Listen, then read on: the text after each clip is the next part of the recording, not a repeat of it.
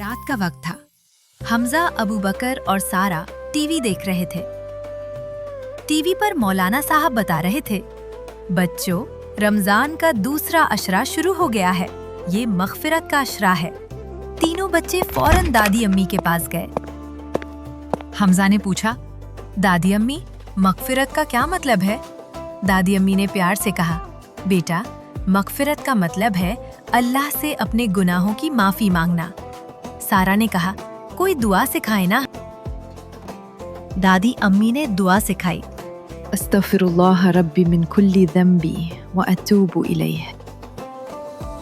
दादी अम्मी ने इस दुआ का मतलब भी समझाया, I seek forgiveness from Allah for all my sins and turn to him। तीनों बच्चों ने मिलकर दुआ पढ़ी और खुशी से मुस्कुरा दिए। रमजान का दूसरा अशरा हमें माफ़ी मांगना और बेहतर इंसान बनना सिखाता है।